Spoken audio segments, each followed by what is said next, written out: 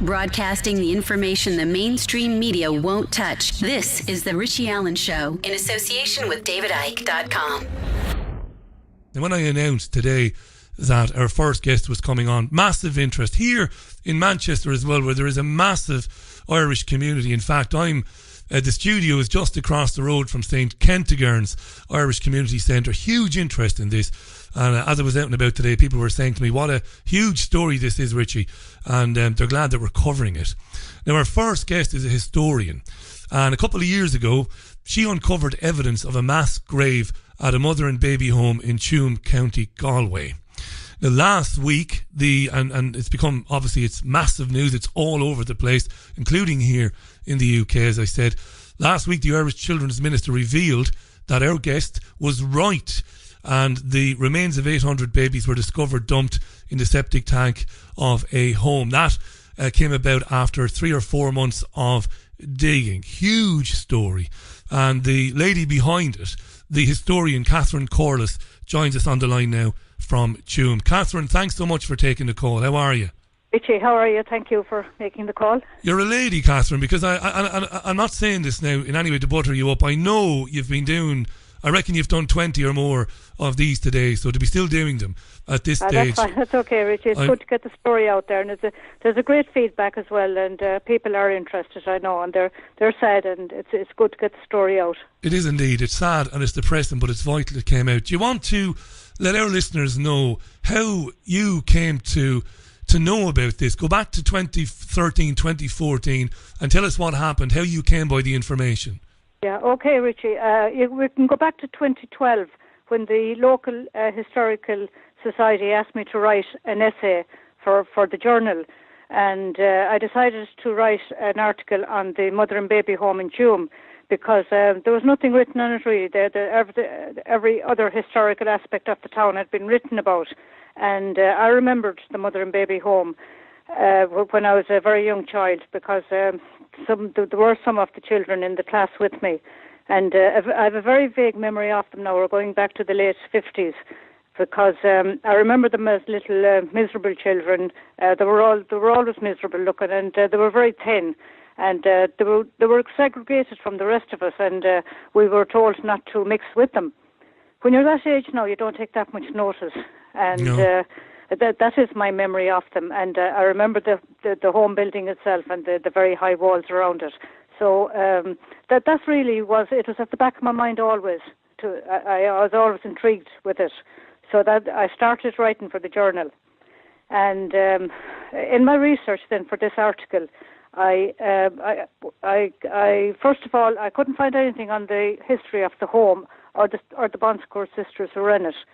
And I went to the library, and there was nothing there. And I went to the archival newspapers on the microfilm, and there was absolutely nothing about the Tuam home at all. And it seemed to be always shrouded in secrecy. So then my next step then was to go to the residents of the area where the home once stood, and I talked to a few elderly people there.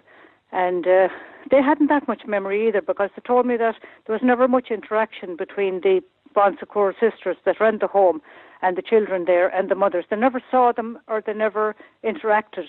And even when there was deliveries to the home itself for bread and milk and that, they were usually met at the gate, and nobody got any entrance really. So it's always been a place of secrecy. A big secret. So it was while talking to these elderly residents around the area that they informed me that there was a little graveyard in the middle of the housing estate. Now, just to put you in the picture, the grounds of the old the mother and baby home, it was formerly a workhouse. It was taken over by the Bonsecourts in 1925, and it was there until 1961. And then when the Bonsecourt left, it was left in the wilderness for about 10 years until the Galway County Council came in. It was they owned the property, they owned the grounds, and they decided to knock down the home and build a housing estate of about 70 houses, I'd say. So the older residents, they told me about a little graveyard that was in the corner. I never knew about that graveyard. and I asked them who was buried there, and they weren't quite sure. They said it could be unbaptized babies, but it seemed to be either related to the Bonsecourt home or else to the workhouse. And they had built a lovely little grotto on the corner, and they had kept the lawns and kept the whole area with roses, and they had it beautiful. And I thought it was a lovely idea to the few stillborn infants, as we thought at the time, that may be buried there. But as I spoke to older residents, they were kind of hinting that it was more than stillbirths in that corner. They were saying there was the home children. And that's what really got me intrigued, that there could be any children buried there without it being even named as a graveyard. So that was basically my input, my starting point. Catherine, when you heard that there might have been some of the children from the home there, your blood, not to be making this you couldn't make this any more sad, and you couldn't make it any more dramatic than it is, but your blood must have ran cold, I think automatically a bit enough the children in school came back to me, they've been miserable in pain, and I just wondered, I said, is it possible that there could be home children buried here, and no, not named as a graveyard, not on any map, or kind of in the middle of a housing estate. I was saying, how is this possible? So I really started my research into that then. And I was wondering who would I contact. So, well, at first, my first step was to contact the Bonsecourt sisters order, because they had moved away from the home in Tuam. They had moved. Their headquarters now is in Cork. And I wrote to them asking them would they have any burial records or who was buried on the site. And they informed me then by letter that they knew nothing about a graveyard, and that they had handed all their records over to the Galway County Council. So, okay, then I wanted to find out. So I contacted the Galway County Council, and they informed me, no, they have no records. They handed them all over to the Health Board. So I went to the Health Board, and they said the only records that they had were personal records of children who were born in the home, and they had no idea about any graveyard either. So here we had a conflicting information. Yes. We had the residents telling us that definitely there's a graveyard there. Now, sorry, you were going to say something there, Richie. No, I'm fantastic. Yeah, you made the point. There's conflicting information. So, as a historian, as a journalist, because you are a journalist, so you know your curiosity is spiked even further, right? It was indeed, yeah. Do you call me a journalist there, Richie? Well, you are. I mean, what you've done is extraordinary. It's brilliant journalism. At all. I'll tell you, I am a housewife, and with a family and grandchildren, and I'm a person that. I'm not an outgoing person at all. I just came quietly upon this quest, and I just had to get answers. And I wrote the article for the Tuam Journal because I just have a big interest in local history. So I just wanted to put that straight. You know what I mean? I'm a home person, and I got caught up in this sense of injustice. It was just rising in me. The idea that there wouldn't be, that these kids were buried in a graveyard and nobody knew about it. Catherine, tell me this. Yeah. Did you get the impression that you were being stonewalled, to use that term? Did you get the impression that they knew more than they were letting on, but that they were trying to discourage you from asking these questions? Is that fair to say? Well, totally, because it was just a sudden full stop. That when I was asking these questions, I just got very, very smart replies that no information. So I went to the Birthdays Marriages in Galway, and I asked them, is there any chance of getting the deaths of children who died in the home? And they informed me, of course, they're public records. He said, but we can't allow you in. But what we can do is to make a compilation for you of the children who died in the home. And she said that I'll have a look for you. And when she got back to me, then she said there are hundreds and hundreds of children who died in the home in those years you gave me. And I was absolutely shattered with that information, that all those children up to 800, she said, have died in those years. So will I continue on that? Catherine, this is powerful. And you're wondering then, where are they? I said, yes, where are they? That was the big question that came next. And she said, do you want those records? I said, I want each and every one of them. I said, I need that as evidence. So here was the actual figure was 798 death records, stating the age of the child, what the child died of, and the name. So these were 798 little individuals, ranging in age from the age of a few days old right up to 8 years old. But the bulk of them were 1.5, 2.5, up to 3 years. There was one child 6 and one child 8. Now, I had a death search for 798 children, and nobody seemed to know where they were buried. It was suggested then maybe the Tomb Graveyard, which is only across the road. So I checked the interment books there, and the 2 names appeared in the interment books. That's all. The other 796, there was no trace of them. There was no trace of them. So the 2 that were buried there that just, had died in the home, they were actually orphans. So they were buried with their relatives. So the distinction was made already. The illegitimate children seem to be buried together somewhere. Somewhere else. So I had to try the other outlying graves then around the town, just in case it would be said that they were brought home to their parents' grave. But I checked those interment books as best as I could with the help of the County Galway archivist in the library, and we could not come up with a single death of a child that had died in the home, either in those interment books. So I mean, the big question again was, where are they? Where are they? And then came the information from another source, from the older residents, that in 1974, when they were building the housing estate on the grounds of the old home after it was knocked, 2 boys were playing around the grounds there, and they came across a sort of what they describe as a lid of an old septic tank in the corner now that we all know where the little grotto and the well-kept area. And at that time it was a wilderness with shrubs. And of course, 10-year-old boys being what they are, they decided to break open the lid of this tank or whatever. They didn't know what it was. It was concrete. And what they saw below was numerous skulls and bones, and they described them as small skeletal remains.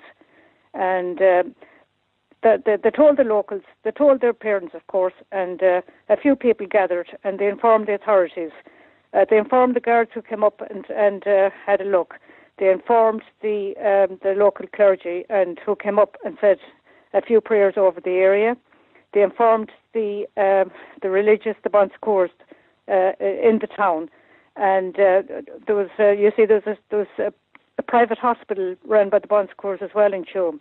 That was separate from the mother and baby home. But they said they didn't know anything about the home, that they were running the hospital and they knew nothing about a graveyard. So with the result that the county council were called in, and they just covered over the bones again, and as well as that, they covered the whole area where the tank was with about 2 foot of rubble and clay. My God. And they levelled off the area, and they built a little wall around that area. So that became known as the children's graveyard. My God, and nobody at that time thought to try and find out what happened to the children, who they were. This investigation should have been done back in 1974. So they just kept that corner, and then they just finished the housing estate. And fair play to the few locals that were there near the graveyard, because they took it upon themselves for the last 40 years to maintain that area. They kept the grass cut and they sowed some flowers. And they made a little grotto between them and put up a statue just to commemorate. They didn't know who was buried there or from what time. They just felt there was little children's remains there, and to them that had to be. They felt that should be kept sacred. So it was the locals that you will see there. If you see the images with the little plaque, that was all done by locals, by nobody else.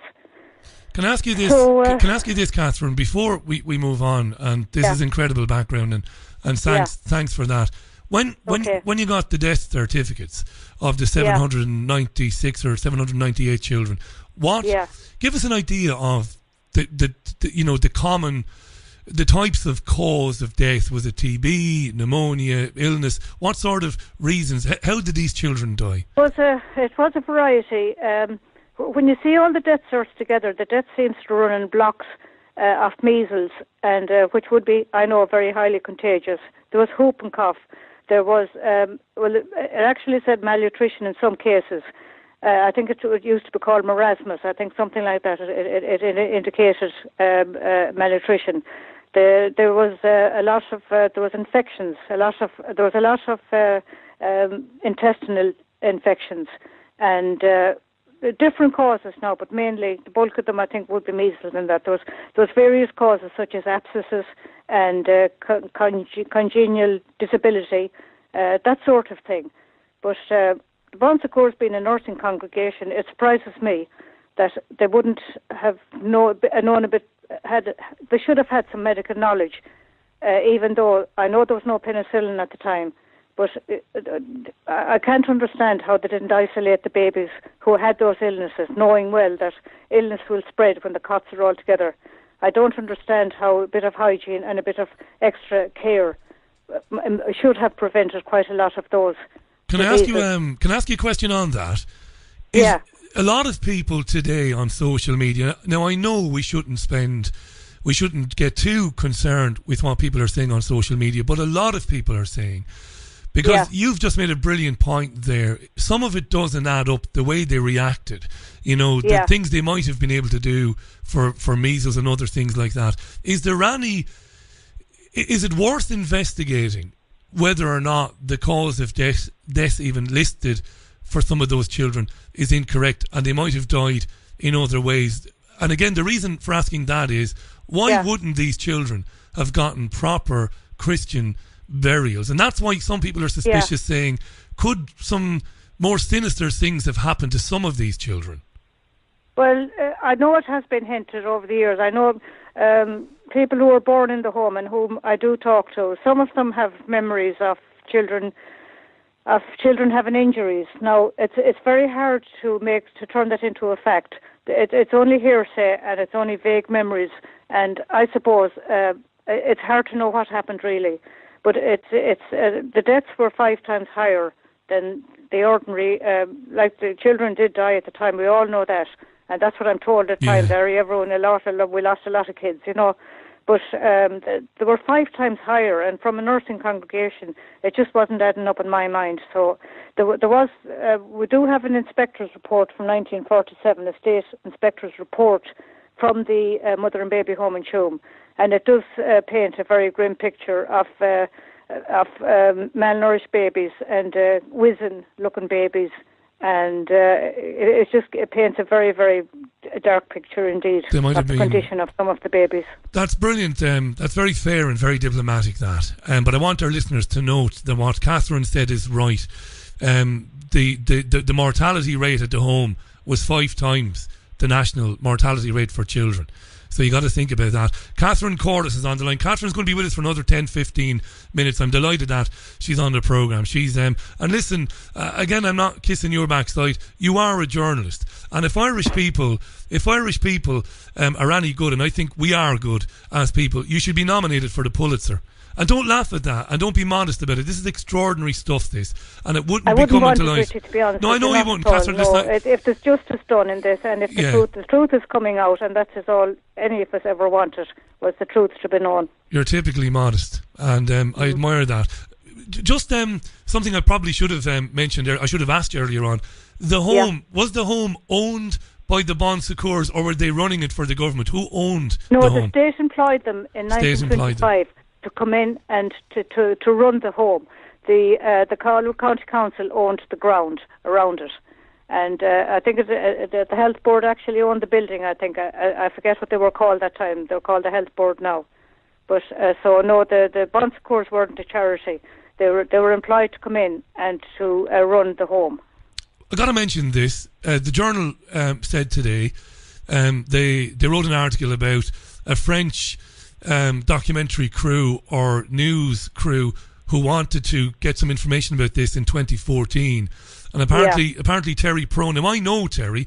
In fact, she used she used to do. I don't know her personally, but she used to come on a radio show occasionally that I presented in Spain. Never met Terry. She used to come on and talk about media issues, and Terry is not answering any questions today. But there's some evidence that she was representing the Bon Secours, and the French crew wanted to find out about this, and Terry allegedly said, there's no story here, there are no babies, there are no graves. Is that right? Oh, she did indeed. That letter has been read out a few times. She really ridiculed the idea of babies being buried in a tank. She really and truly, she actually used the term, oh my God, and she used the term that the guards investigated and they were rolling their eyes to heaven and they were saying, oh, there's nothing to see here, not worth your while coming over. So it was very flippant and very ridiculing. Well, she has I was to very answer surprised for that. for a professional person like Terry Prone to write something like that. It was really scoffing at the whole idea. You and I both, I didn't like it either, and she's terrible. She's entitled to respond, and I hope that she has the decency to do the interviews with the news channels back home. Yeah. Now, there were 17 other residential institutions like this across the Republic of Ireland. I suppose people in those areas must be on high alert. Let me just remind our listeners, Catherine Corless, the historian, is on the line to us. Catherine's investigation, revealed to her that nearly 800 children had died in a home in Tuam run by Bon Secours, owned by the government between 1925 and 1961. And she found out that they were basically dumped in unmarked graves, and she proved this despite the fact that when she was asking questions about these children and where were there was real obfuscation going on from the authorities. They did not want this story to come out, but thanks to her persistence, and it really is fantastic work, the excavation went on. Can I just ask you, before we move on and we talk about what else is going on, and what might be going on elsewhere, Catherine, it must have been heartbreaking. I mean, when they did the excavation and they confirmed what you discovered and what you'd been told, it was heartbreaking, but at the same time, you must have been relieved, I suppose, not for yourself, but for relief, the people. You could call it relief, because I knew, I suppose it didn't shock me, because I knew in my heart and soul what had happened from the evidence, from the research I had done. But what surprised me really was that the minister, Catherine Zapone, came out so honestly and so blatantly honest with the announcement she made last Friday. She didn't soften she didn't try to soften the story or give it in bits. She just came out and said that the remains were found, and she gave their ages, and she said that she actually mentioned the word septic tank, which I was absolutely, I was amazed at the honesty of it, and that they announced it so suddenly, because we thought there wouldn't be any report until at least next year, until the report was finished. And it was a major surprise that for the government to come out with all the cover-ups that have been going on over the years, just to come out and say that. I thought it was wonderful and a great day for survivors. It meant an awful lot to them to know that at last somebody was listening to them, and that now that everything was out in the open. Absolutely. So, it must be pointed out as well. Simon Coveney of Fine Gael has actually been saying, and he's right. I mean, in '74, some of the people who made the decision to basically cover up, some of those people will be alive. Maybe it's not about retribution, but justice is important. Some of those people have to answer questions. Why at the time did you cover it up? Answer why, and exactly. I mean, that's the survivors I meet on a regular basis. They want answers. Acknowledgement is a big thing for them. And acknowledgement and apology is all they ever ask for. So I mean to say it's the start of it now. At least it has opened it up, and it is a start in the right direction. 17 other such residential institutions. Look, people will say this is the sort of thing, it couldn't have been isolated to Tuam. You know, the mums and the children sent to these institutions.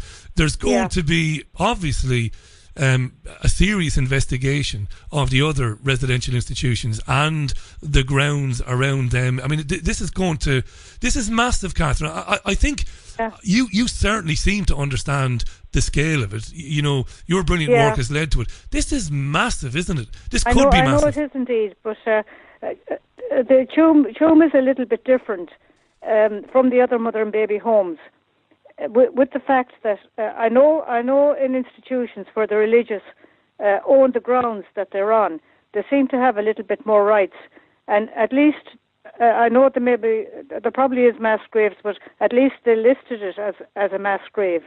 they have it listed as an angel's plot. But in Tuam, the Bon Secours closed the doors. They went away in 1961. I don't know what happened, but there was definitely no mention of a graveyard. And I don't know how they could leave and just leave all those 796 babies and children behind them without making an issue of consecrating that graveyard and naming it as a graveyard and ensuring that it wouldn't be forgotten. But they just left, and it went into a wilderness, and that was the end of it. You have to what kind of a mentality could leave a massive graveyard there like that? You know, I've lived away from home for years, Catherine, but when I talk to people and people say, you know, what is it like? You know, what is Ireland like?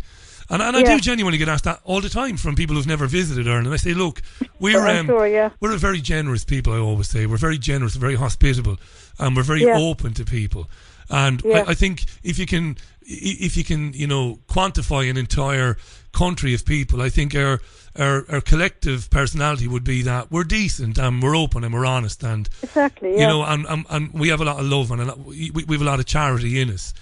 Yeah. How they could do that? I mean, these people professed to love God. They professed to love the Word of God, and Jesus is the most charitable, you know, figure, you know, in our lives as we learned growing up. How could they do that to children? That's why people conclude some very bad things must have happened to some of those children. It may have happened. It just may have happened.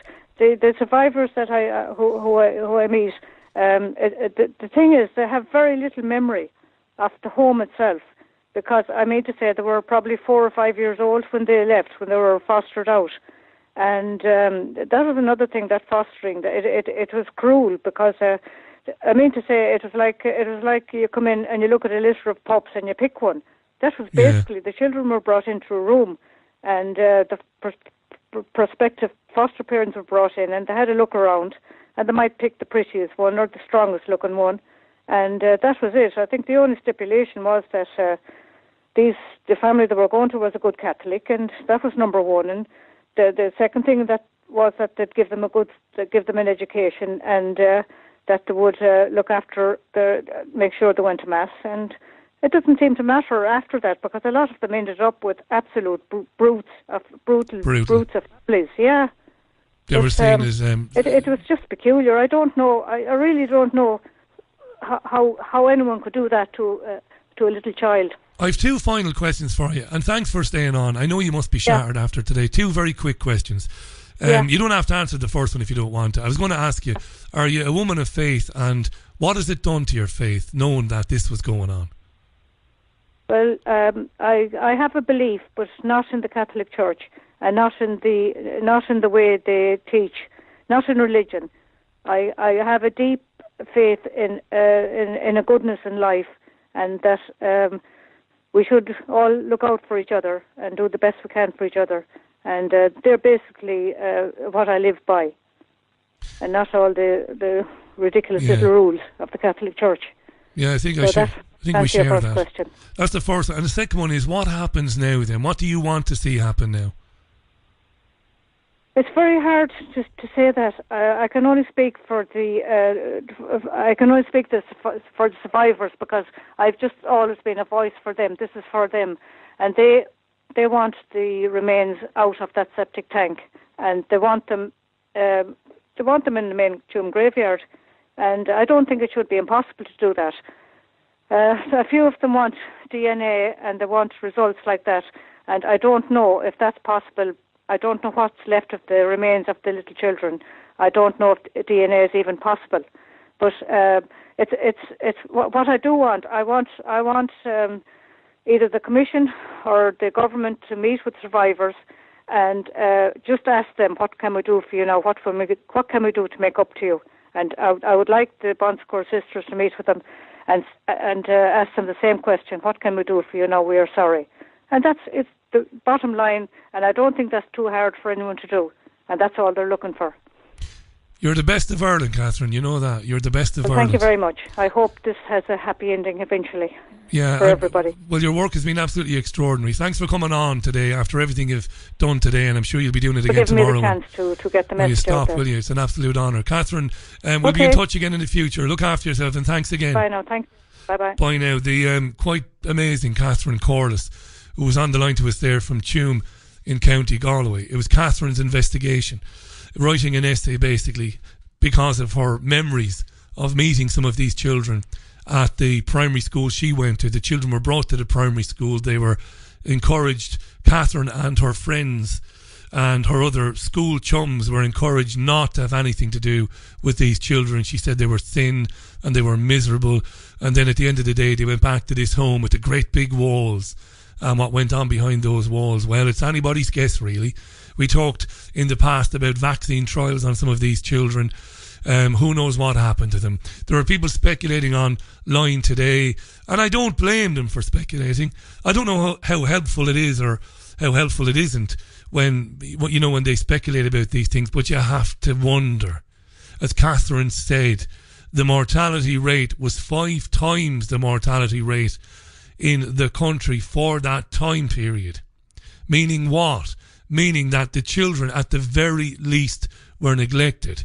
There's been hints and talk about injuries, so they were beaten. What else happened to them? It's a dreadful, dreadful story. And so many people like Catherine, whom I chat with, of her generation and even younger, when you talk to them about Catholicism. When we were raised Catholics, there was no separation of church and state. When we were in primary school, you had your religious lessons.